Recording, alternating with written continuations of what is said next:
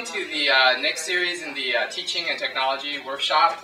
We're really fortunate to have Campbell come and talk about DimDim. He's a assistant professor in the School of Engineering, and the reason why he came to start using this is because he wants to reduce his his carbon footprint by limiting how far and how much he has to travel, and so he found this tool to be, I think, one of the best ways to help him do that. And along the way, he also found a lot of great benefits and uses for his teaching as well. So today, he's going to hopefully demonstrate what the tool's about and kind of show you some of the features. And at the end, he'll have some time to answer any questions or anything you want to talk about. So thank you for coming, Elliot. All right. Well, I'm excited to be here. We have a small group, so that's great. We can discuss things, and I guess we're recording it, so for all the people that are tuning in later, I hope this benefits you, and you can email me or call me or Skype me anytime. So yeah, I just, like Mike was saying, I got really interested in this stuff because I was doing a lot of traveling to meetings as a graduate student, but my research is on the CO2 emissions and climate change, and most everything else I did in my life, I tried to minimize my carbon emissions, and then I found there was this massive source of CO2 coming from my pseudo-professional travel as a graduate student. So I started looking into the different types of collaboration tools that get beyond a conference call, and some of these online meeting tools seem worth checking out. And in fact, the new developments in these tools is part of the reason I decided to come to Merced. I actually live in Santa Cruz, California, but I thought that with applying these tools, I could minimize the amount of travel I would have to do and be present and collaborating with my colleagues here through these tools. So I just started here in July. I've really taken a wide look at a lot of tools from kind of published reviews, which I don't find particularly useful. And then I decided to dive into one, which is called DimDim, and try it out. And I think after a semester and a half, I know a lot about the strengths and weaknesses of this tool that really aren't published online. It's hard to find out about kind of all the dimensions of these things. But to get started, I just wanted to show you this plot from a recent article in Science, I think last month, about the prevalence of online tools in higher education in the United States. And the bars here signify the level of penetration. So 10% means that, say for the very top bar for engineering in universities that have over 15,000 students, that's that purple bar on the very top. It looks like only about 4 or 5% of the classes of the universities with an engineering program have used online tools. But you can see that in other types of departments, these higher education programs have been more eager to embrace these tools. So maybe my work to bring this into engineering will help change these things a bit. But overall, you can see that these things are definitely out there. This is not some fringe element in higher education. And so it's an exciting time to be learning how to use these, and as they're getting better and better. To give you a roadmap, the areas that I'll go over, I just want to talk a bit about background. Why would you want to use one of these tools? Then I'll tell you specifically about DimDim and some of its features, and give you a tour of how this works. And then I'll talk about my initial results for my semester and a half of trying this out. And I hope that by the end of this talk that you would actually be able to go out and use DimDim for, say, a meeting with your collaborators in New York City, or maybe for a class meeting if that's something you're interested in. So why teach online? I think there's a lot of great reasons that I've listed up here, but certainly environmental reasons are top topping the list these days, and they were really featured in this science article that I just showed you the plot from. There's no doubt that this is a great opportunity to increase the economic efficiency of our institutions.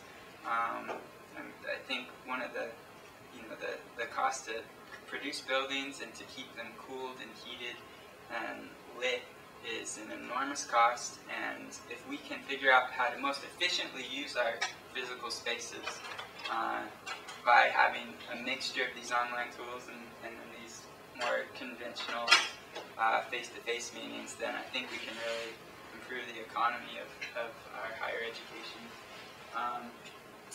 Providing access for remote community is definitely important, especially in the Central Valley, where part of our mission statement here is not only to be a sustainable campus, but to be able to provide education to people that might be limited in how much they can travel and leave the home, especially in this wide, large community that we're trying to support here. It's a bridge to open access education. Because a lot of these electronic meetings are easily recorded and then reused in the future. So there's examples at MIT and Stanford and Johns Hopkins and other universities where they're basically taking these online classroom experiences and making them open to the general public. Educational outcomes are, I can't really say at this point, at least from the literature, whether they're improved or hindered by using online tools in comparison with the existing kind of face-to-face type of teaching. But most of the literature seems to say that there's mixed results. So I think that's really promising for an approach that's just getting off the ground. If at this point the results seem to be mixed, it seems to indicate to me that there's huge potential for this to improve our educational outcomes. Training for the modern workplace, especially with the economic and environmental constraints of the future, this is going to become a really important tool. I've had some of my students telling me that that some of the businesses that they've been contacting about getting jobs actually are using the same tool that we're using in the classroom. And certainly there's others as well. Another really exciting reason to teach with these online tools is you can bring in some really high-powered collaborators for your teaching. So last semester I taught, I led a service learning project through the engineering service learning program, and we were able. Our project was on microfinance. And we were able to bring in the leading expert on the specific area of microfinance from Cornell, who never would have flown here and taken all that time to do that, but he did spend 2 hours with my students giving a presentation followed up by a discussion. And this was just a group of 10 students. So it's, I think,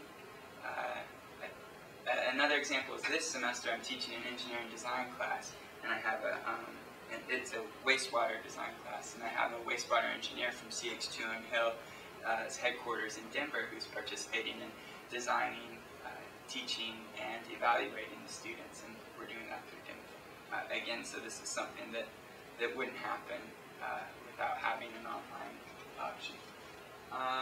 And archiving course content is also something that's maybe a bonus. Why I do this at Merced, I guess I've kind of talked about this already, but access for the Valley, sustainability vision being a huge part of our campus's identity. And one pretty cool thing is that the library's PCs, I just recently learned, are tablets, the laptops that they lend out. And these aren't necessary and are actually rarely used in online teaching, but in the type of online teaching I'm going to show you about today, kind of the future of online teaching, the tablet could be a really powerful tool. And we just happen to have a bunch of them available to the students. So, how to teach online? Well, let me pause. Is there anybody want to have any comments or questions at this point? Skeptics, this guy is bogus. It's going to ruin education. me. One Yeah. question. Yeah. Are you using this in a hybrid delivery, face-to-face plus on through DimDim, or entirely? Entirely. Entirely. I came in this semester and last semester to meet my students face-to-face on the first day. Also, we had an all-day field trip that was physical, traveling around. And I think that was it. Yeah, so far. Is this the first experience that the students have had with online delivery? I'm sure there are some exceptions, but overall, it's the first time they've participated in a course that's been delivered at a distance. I don't know, that's a good question. I have given them some surveys asking them specific questions about their reactions to this.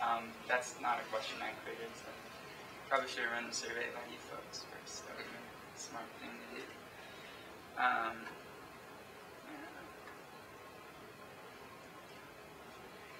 So there's two approaches to teaching online. There's probably many approaches, but I'm going to categorize online teaching into two approaches: asynchronous and synchronous. So this slide gives an outline of asynchronous, which is basically the most prevalent form of online teaching.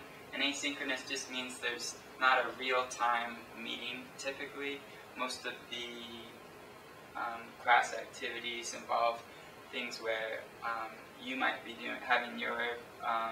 doing your work in the class at different times from other people. So one example of this is using a discussion board where you're back and forth with other students or with a faculty member are done at different times. You post your comment, someone posts another comment, and so on. This is a pretty simple approach. You need probably a computer with a broadband connection, but maybe not a super high-speed connection because these things aren't taking up a lot of your don't require a lot of broadband width. The advantages here is that I think it gives you time to think. I took not an online class, but when I was an undergrad, I took a class that was recorded. I couldn't make it to the class time, so I went to the engineering library and pulled out the videotapes and popped them in. And it was one of the few classes that I didn't sleep through as an undergraduate. And the reason I think I fell asleep most often was because I would fall behind in what the professor was talking about. They'd be solving some problem, and then I'd say, oh, okay, that's kind of like this. And by then it was too late. They were already off to the next thing, and I was still trying to think about that thing. With the VCR, I could pause it, I could think about it, I could work the problem out, I could look up in my notes or in my text. So for me, time to think was a huge advantage for that type of, this asynchronous type of stuff. Flexible schedules, I could take that class. I had a class conflict, so if you need flexibility, that helps.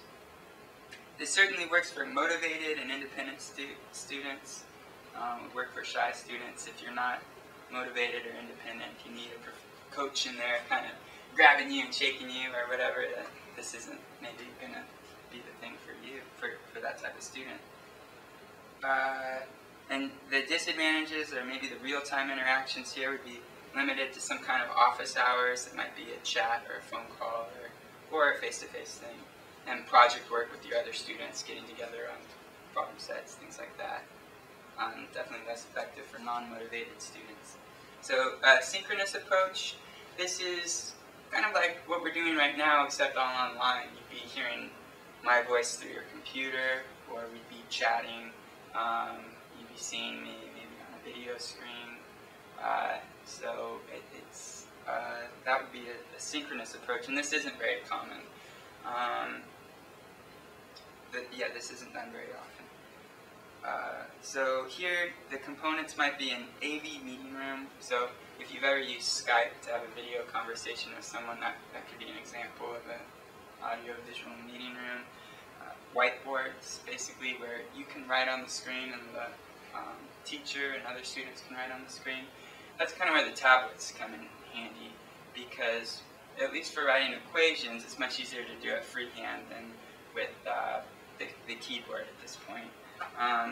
If you don't have a tablet, though, and most people don't, well, you can go to the library, as Seymour said, which is fantastic. or you can buy a relatively inexpensive peripheral tablet that works really well with Windows.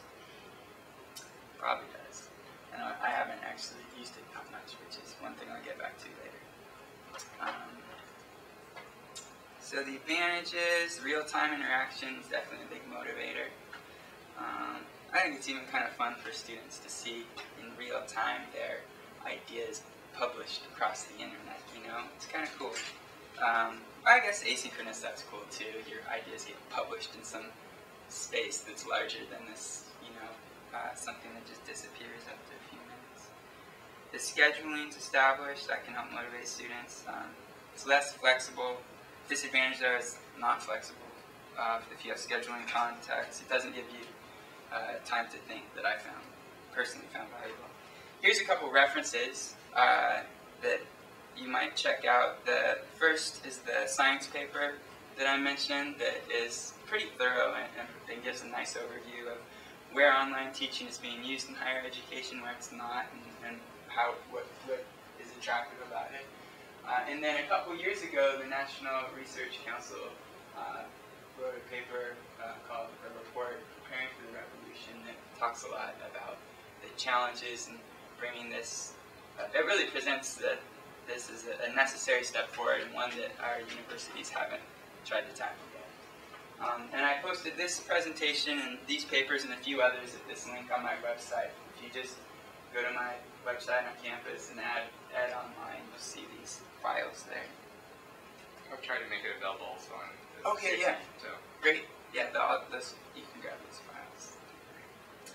So that was kind of just some general stuff to tell you why you might be interested in looking into these kind of things. And how are we on time? We have 40 more minutes. Okay. So yeah, I don't have too much more, but this next part is kind of how to apply DimDim. I'll just give you a little walk around and show you what this stuff looks like. So you open a web browser and you go to dimdim.com.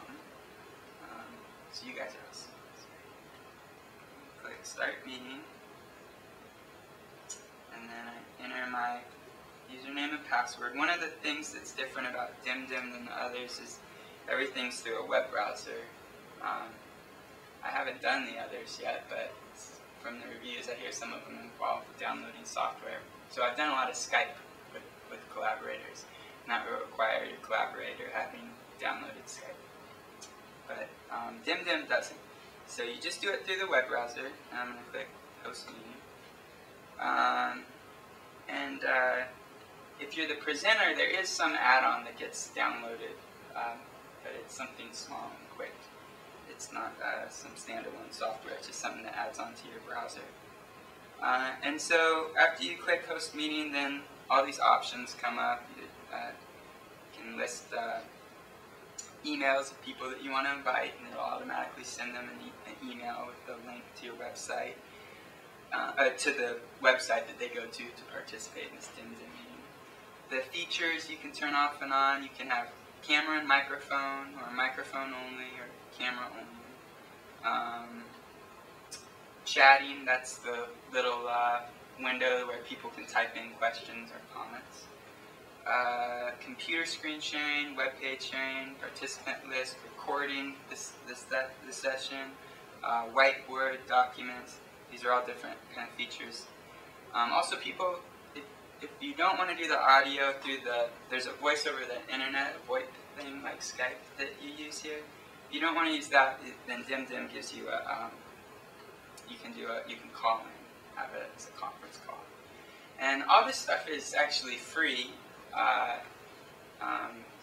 If you want to have more than 20 participants in your meeting, then you start paying. So I paid $100 a year to be able to have, I think, 40 or 50 participants in each one of my meetings. It's open source too, so this is, I'm not sure if, I know there are universities that have DimDim integrated with their Moodle or Noodle teaching tools. So I'm not sure if they paid DimDim to do that, or if they just took the open source code and did that themselves. But those are other options. Anyhow, I just use the DimDim servers. Anyway, I'm just going to use the default settings, start the meeting, and so you're probably going to get a nice shot of my waist here from the camera when this thing starts up. One thing about DimDim is that since the voice over the internet is just through the browser, you don't download a whole application like Skype. It's very simple, so they don't have good noise canceling software. So all the audio should be done through a microphone. But you need headphones. You can't have speakers broadcasting. So I have a headset that I use instead of using the microphone on here. Ask me if it can connect to the microphone and to the... Okay, so now you can probably see this. Oh, hang on. So what I'm going to do is share a presentation. We'll just continue on with the presentation that I started with you here. So,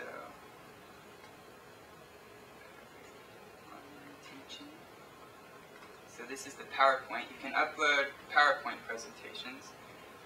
One thing about the PowerPoint presentations or PDF presentations is that you want to check this ahead of time. I've had problems with this in the past with DimDim where some didn't upload correctly. Basically, DimDim takes your PowerPoint or PDF and converts it into some standard internet file format. I forget the type of file. But that's definitely something that you need to check well in advance of trying to implement DimDim. Okay, so now I think you can see there's a video of me. There's a little bar going for my voice. If we had speakers, or if we turn those speakers on, you'd probably hear me with a whole bunch of echoing because I don't have a headset on. There's no one else participating in this meeting. Here's typically how I have it is I have this chat up here so my students can say, that doesn't make sense, and then I can, re-explain or try and clarify what I was talking about. Let's see. Whoops. Meeting will be closed. Whoops, I think I just clicked the wrong. I clicked end meeting on accident. I meant to click this. I have to check.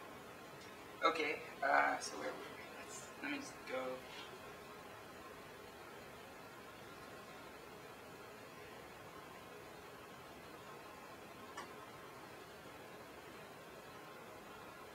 DimDim overview. So we have an AV room, so that's you hearing what I'm saying now. You can see me, because I have a camera on here as well. You can see my PowerPoint slides.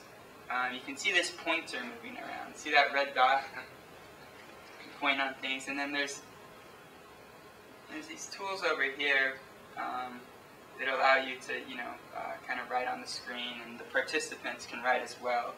Or you can click on this walking thing that will basically make it so other people can't write on it. I don't know. Maybe your students were acting out of line or something. I don't know why else you would walk in. Can you have an image from classroom someplace when you're teaching the class from here? When you see the class? Yep. Yes, you can have 2 videos going at a time. Okay, 2. The host of the meeting, and you can assign a video camera to any other participant in your meeting. So, for example, if there was a computer right here that was another participant in the meeting, you could give that a camera.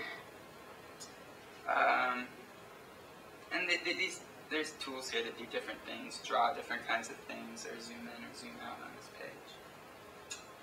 Whiteboard. So a whiteboard is basically the same thing we're seeing here, but without my slide on it. And so you could use the same tools to write out equations. And I've just solved some equations before with my tablet peripheral doing that, but I haven't done it in class. I don't actually have the best handwriting, so I do everything with PowerPoint, have all my equations written out ahead of time. And where I thought I was going to use this was in office hours. In office hours, students would come and say, hey, this doesn't work, and I wouldn't have a PowerPoint prepared for that specific question, perhaps. And so I could use this on the fly to solve equations. But outside of just half an hour of goofing around with this thing after I bought it, I haven't tried it out, so I don't know. I can't tell you how well it works. Let's see, what else do we have here? So you can share your computer screen that's one of these options in the upper left.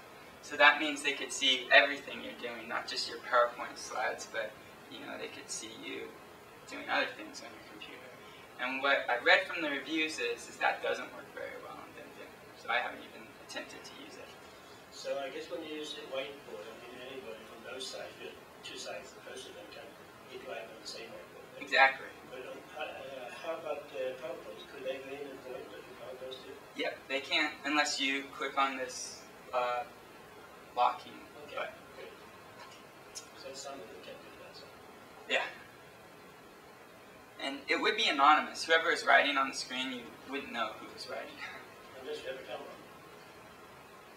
Yeah. I don't know. I'm not sure. Yeah. Oh, yeah. I don't think that. I don't think you would know, actually. Well, That's right without their head moving. Yeah, there's only 2 cameras at a time, and if you had 20 students in your class, you wouldn't know who was writing. So like I mentioned, it's free for 20 participants. It's cheap for larger meetings. It's easy. That's one thing that DimDim advertises, and I agree. It is easy to use. It's open source. Some people like that. There have been efforts to integrate this with Moodle and all these other online teaching tools. I guess Ohio State and University of Pennsylvania have these things, I think, with Moodle. It's in development. They just came out of their beta phase. So I've had problems from time to time. One problem I had is that at times I don't know if you've used VoIP stuff before, but at times, it's I don't know, it kind of cuts in and cuts out, so they miss like your 3rd and 5th word, and that's no good. I don't like that at all. So I've tried to find out what the story is and how to make sure that never happens, and to the best of I guess partly suspicion and partly from research, what I've decided to do was not have video, because I think video takes up a good amount of their internet bandwidth. So if all they have to do is get my voice and not these images, then that solves that. And so far, I haven't had any complaints since I switched to turning on the video. I also asked all my students to connect with Ethernet and only to connect from high-speed internet locations. So that might have been another thing that eliminated that choppiness, that's what they call that problem. You're right. There's a lot of studies like that, as a matter of fact. What is important in the thing, and exactly as we pointed out, the video, the picture of you is not important. It's kind of icing on the It's a cake. good thing to do it up front and then to take it away. Yeah. Because it does take a lot of bandwidth. Yeah. So maybe in the future, as we get more bandwidth, then that'd be a nice thing to have. But for now, Otherwise, we could use 2 computers. Right. For the video, and that's why so okay, so you I never used DimDim, but I was interested to see what this is. I've used a number of others. I normally use a regular video conference over the internet. What's that? I can't remember. It's Israel. It was just bought by the world's largest video conference. Oh, cool. But then I used, and that's what I normally use, and then I use NetMedia for sharing my stuff. And I can see the students, because I can actually zoom in the camera in the classroom in Sweden when I teach. No kidding. Alright, well, NetMedia, I'll add that to my list. Basically, this summer I want to spend some time trying out some different tools. So I'll definitely look into NetMedia. Okay, so that's my big caveat, though, about that voice problem. I would say to have a good class, you absolutely need 3 things. You need your slides, you need the chat window, and you need your voice to be heard. So DimDim I can also give out, it also lets you give up to 3 mics to other people at a time. And I'm not giving any mics because I don't want any choppiness in my voice. Having multiple, audios at the same time also takes up a lot of bandwidth. I found my students really use this chat stuff a lot. During my lecture, they ask questions, they make comments towards me and towards each other in this public chat window. And you have to get used to the time delay. When someone starts to speak, and it takes a little time before you get it, and you start to speak instead. That's right, there is a time delay. So I found the time delay is really small from when I'm working from home to where my students are, which is on campus and actually in their homes as well. When we had speakers from across the country, the time delay was more significant. Right, and I do to Europe, it can be sometimes quite significant. Yeah. So you need to, but you can learn. I mean, learn how to do it. Exactly. And it's enough that you learn. The students don't need to learn. Yeah. The time delay from here to from my home to the students' homes and to campus is really small relative to the time delay of students to think and want to answer, I found. But I'm going to have a guest speaker from Chile later this semester for the wastewater class, and we talk about developing world issues. And so I'm definitely going to be practicing ahead of time with him for that issue that you bring up. Have you tried any other systems and DimDim? Have you looked into them? I just reading the reviews, but since I didn't know these, I can't find information online about the problems with DimDim that I encountered. I really decided that I need to try these things out for like a month at a time before I So what was the reason for picking DimDim instead of something else? I mean, I think it may be a good choice. I have no idea. But Yeah, well, it was, I like the fact that it was open source and it was being marketed towards universities. So I thought, well, maybe this is something that if I can try it and work out the kinks and see where it's good or not, then maybe it'd be something that we actually would want to take on as a community for our campus. Because that is one of their primary objectives is applying this to universities. The other thing I liked about it is that people don't have to download anything. I didn't want to have to ask my students to do anything extra. I think it would make sense to ask them to do extra things. I mean, we ask them to come to the classroom, they come from their homes all the way to campus. So if all they have to do is download some software as opposed to driving and coming here, then I think that's a pretty nice exchange. But at least for this initial application, I like the simplicity of it. I guess that's why. So I showed you, I think this is my DimDim tour here. We all together saw how to host a session. I didn't show you how to invite attendees. I did in that opening window. So far, my DimDim sessions have always had the same exact website link. So I don't know if they're going to change that at some point, and then all my students are going to email before class that they can't get to the session. But so far, they always go to the same exact link. And during a session too, if you forgot what that link is, you can go to invite. And then, let's see, audio and video. We talked a bit about that. Presentations. You see here we're going through the presentation.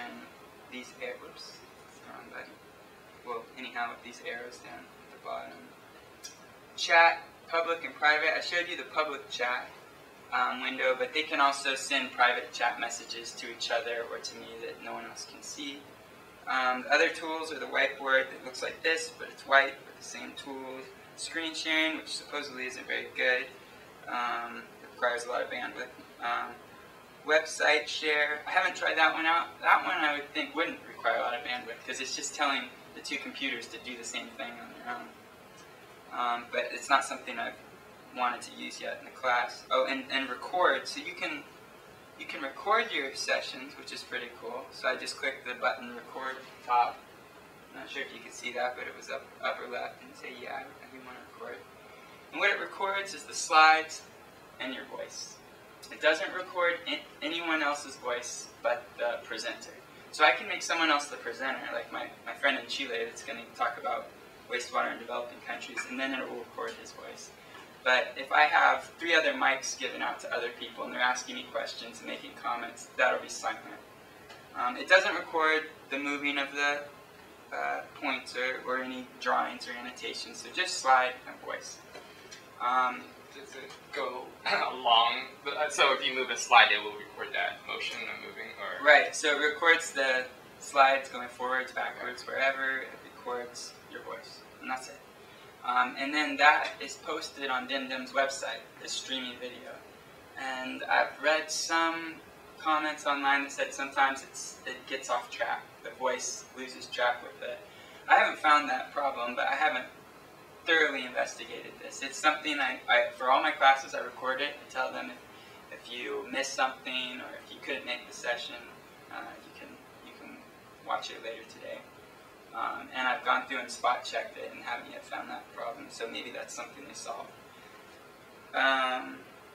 So that's recording. And then after you end your session, DimDim emails you a link to where that's posted online, so you can watch it streaming from their website, or you can download the whole thing if you wanted to kind of archive it or have it on your own website. Theirs is pretty cool though, the way it streams is, I know sometimes when you watch streaming videos, it takes a long time for the thing to buffer, but with theirs you just kind of fast forward and rewind to any place.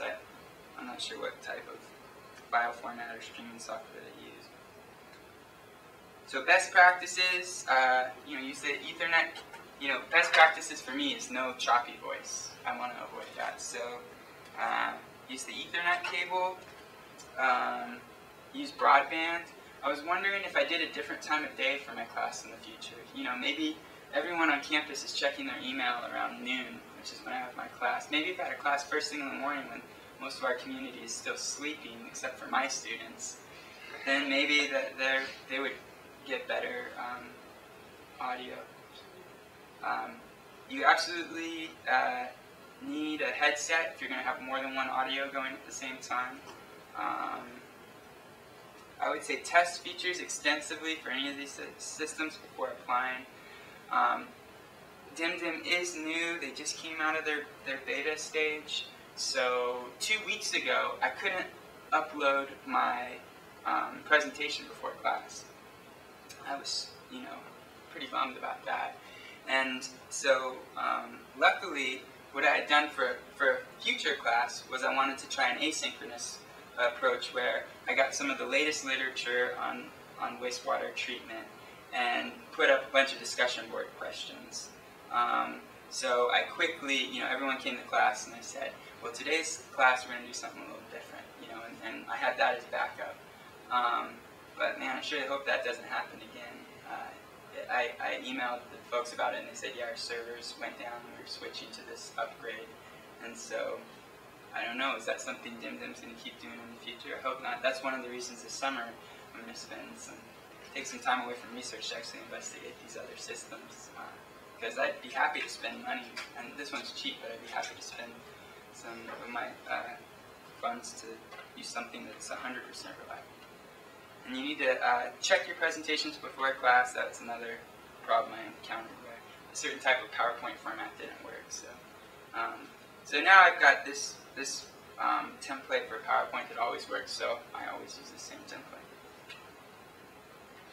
Recording sessions, we talked a bit about that already. Okay, initial results.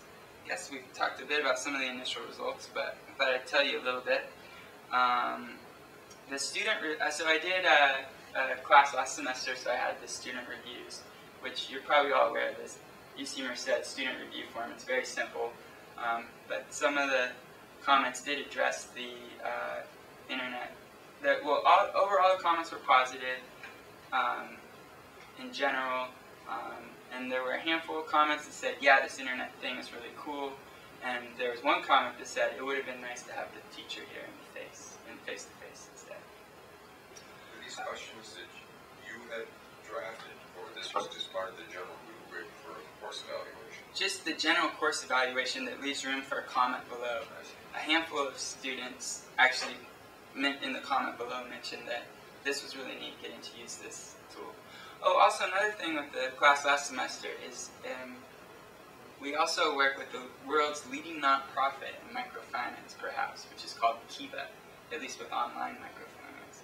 And we've been able to have the president of that organization participate in the class on 3 separate occasions. And again, this is only because it's online, which was pretty cool. So the students saw the value in that. They were like, wow, this is cool. We get to meet with all these top-notch people. And I think that's what some of the more positive comments about having the online tool in the class were reflecting on that as well. Yeah. When you set up these having guest speakers or whatever, how do you they're the ones who are hosting the presentation then? So they're the hosts, like you Okay. are right now. How do you organize that? So Okay, so with the Cornell professor, ahead of time, we just practiced DimDim. So we had maybe a 15-minute meeting where we kind of talked about the general issues and that we're investigating in the class and what I'd like his presentation to be. And he also was at a computer with a microphone, a camera, and just a random PowerPoint that he uploaded. So if you wanted to participate, you have to participate through the chat like your students. So in that case, I had his camera and my audio on. I had full audio visual for both me and him. And this was before I started getting the choppiness problem. And before I decided I wanted to do, do this other approach with no video. But in the future, I would have allowed his video maybe to be on for the beginning and then turned it off. I would have turned off my audio and just had my comments and chatting, comments and questions in the chat window along with the students. In the chat window, can you tell who posed the question? Yeah. So you can. So when your participants log on, they can say whatever name they want for themselves. And generally, the students type in their own name. So then you know which each comment you have a record of who was asking what question. But if you had a problem, student, and they signed in as some random name, they could put, bad comments up there. And you can kick out any participant you want. But, yeah, and as the internet does allow shy students to come forward, and it might allow these kind of problems to happen too. I haven't encountered those, but. And then with the president of Kiva, we used a Skype conference. Because in that one, well, actually we used DimDim too. The students were presenting to him. And we used Skype because we wanted to have all three. We wanted to have me talking from my home, him talking from his office, and the students, which they all meet together in this case. This is a different version. All the students come to this classroom together. We wanted all our voices to be heard at the same time, and I think that Skype gives a higher quality voice over the internet without these choppiness problems. Also, we have a speakerphone that connects to the computer, just something you can buy from Logitech for like $80. And you couldn't do that with DimDim. You couldn't have a room of people unless they were all on their own computers with headsets. I did give the students a survey, a random, I didn't see who was filling out the answers kind of survey with 5 or 6 questions about what they thought about using these DimDim and Skype in the class, and those were positive. I don't know. I probably phrased them in a way that would make them answer positive. I don't do these kind of things in the research I do. So, but my father actually is also a professor in psychology, and so we're actually and he started using DimDim after I did. So we're actually working towards a presentation we're going to give at a conference at St. Louis, Cal Poly, on using DimDim in class. And so he and I are talking about probably more sophisticated ways to ask people questions and get valid information from them. But my questions were kind of aimed at, do you think this is going to help you in the workplace in the future? Do you think this is helping save energy and reduce pollution? And do you think there's economic value in this? And I don't know if those are the most relevant questions, but those are the ones on my mind at the time. And the responses were positive, really positive. So initial results, students liked the chatting, lots of comments. I've done some teaching. I haven't done a lot of teaching before I came to UC Merced, but when I did do guest lectures and things like that, I had trouble getting audience participation. And I was really amazed at how much participation I got right off the bat with this students chatting questions and comments to me and to each other. Maybe it's just have some awesome students, or maybe it has something to do with this environment. Students were open to turning in electronic versions of math problem sets. I thought that might be a stumbling block for them. Most students write in their notebook and bring it to class, and this stuff is harder to do, say in Word. And basically I gave them the option to buy one of these, use one at the Merced Library, do it on paper and then scan it at the Merced Library, which is really simple, or just do it in Word. Some of these don't involve long derivations. Some of them can be done fairly simply in Word. It doesn't look beautiful, but it gets the point across. Anyway, none of them had problems with that. None of them bought these. None of them used the tablets in the library. Everyone either scanned it or did it on Word. You need high speed to get good audio. Backup asynchronous is a good idea since DimDim I found isn't 100% reliable. Opting out of video is a good option. Long distances may increase delay. We had that with the Cornell person, about a 10-second delay or something. It's pretty significant. And some students logged in from home, which I thought was cool. So they're using this as well. I mean, clearly we're not using a classroom for this wastewater treatment class I'm teaching, so we're definitely getting environmental and economic benefits just from that. But also these students, some of them are logging in from home, which is showing that they're able to use their time more flexibly. Maybe they just come to campus 3 days a week because of this. Or they can stay home in the morning. I'm not sure exactly. But I was pretty excited to see that students were staying at home. Half my students. There's only 4 students in the class. But half of them, 2, are at home. So next steps. I want to test more DimDim features. I anticipate that in the future I will have more students coming to office hours. So I want to see how reliable this whiteboard feature is, and I want to see how good I can get at using these things.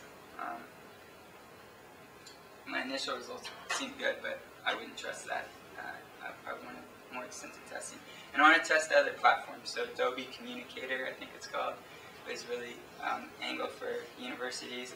WebEx and GoToMeeting, I think one or both of these is used on campus for meetings we have with Citrus. Okay, GoToMeeting. We use it as a matter of fact. We have a network of 6 or 7 universities together with the national clock system. We're always using GoToMeeting. Oh, okay.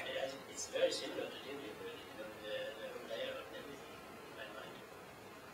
Well, yeah, we should talk more after class. Maybe I could, after. I don't know if that's costing more, because I've only been a client here, so they send me the stuff and I just go down and do it. But it sounds like this is free if you only have a few people participating. Yeah, it's free or super cheap. So that's what I like, because my teaching is the people in the classroom. I mean, I'm not 700 people sitting in their homes, but in a classroom. Mm-hmm. So they do the video of the teacher, on the app with a projector, and then with another projector they do the slides and stuff. Yeah. Well, yeah, I'd love to talk with you more about GoToMeeting. But overall, I think this thing is pretty awesome. I think you can have a really engaging class through your ideas that you present with your voice and with your slides. I'm excited to keep using it in the future. But I do want to look at these other platforms as well, like GoToMeeting, because I would like something that's 100% reliable.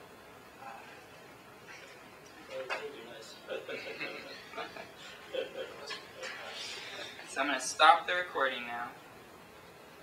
And are we just about at the end of the time? About 9 minutes. Okay. So, I think this is very, very timely. There's been efforts since before video conferencing. There was a satellite broadcast to make them synchronous with the different means it didn't work. And now, for a long time, we started with web and internet. And I think it's a matter of who's the clients. Now the students, they have everything on the computer, YouTube and whatever, everything is with the computer. So I think this is, to them, probably a better way of teaching than being just sitting in a classroom and talking to people. They live in virtual space all the time. Yeah. And just send the avatar into the classroom. well, our next presentation will be on Second Life, so we will explore that realm. You know, we use it in life in teaching. Yeah, Maurizio, he's actually going to be our next presenter in 2 weeks. Yeah. That's not free. You know, I also want to invite all of you to come to one of my DimDim sessions. It's a little intimidating for me since I'm a brand new teacher, and also the subject is kind of new for me, this wastewater stuff. But yeah, I'd love to have you come and join the class anytime. I'm actually giving a presentation at Berkeley to their environmental engineering department on Friday, so you could, that actually is going to be a pretty good talk. So that one, I would like to have you come to, but definitely come to the class anytime you want. It's Mondays and Wednesdays from noon to 1:15, and you can get the link was in this presentation. Or just send that to me and I'll forward it to everybody, so I'll just get your emails. Yeah. Okay. And also, you can just go to DimDim and go search for meetings, and you type in Campbell, or I think my handle is eCampbell3, and that should take you directly to the meeting. And you don't need to do anything other than go to DimDim, type in eCampbell3, and you're in the meeting. There's no software or accounts or anything. Can you tell how many of your students are there? Yeah. You have a list of your participants. You can kick people out at any time. You can send them private chats at any time. And every time one of them chats, you can see who's chatting and who's comments. So I can say, oh, okay, John, that's a good point. And I'll always repeat the question because there's a chat when you record the session. There's also a chat dialogue that's saved. But that really would be impossible for someone to use. If they're just watching the class, you really need to repeat the question. So you repeat it. So they type in a question, you repeat the question verbally, and then you offer a response. Yeah. If other students respond, what do you do with the information that they type? If they're chatting with each other. I'm basically summarizing everything and trying to add something as well, some extra information.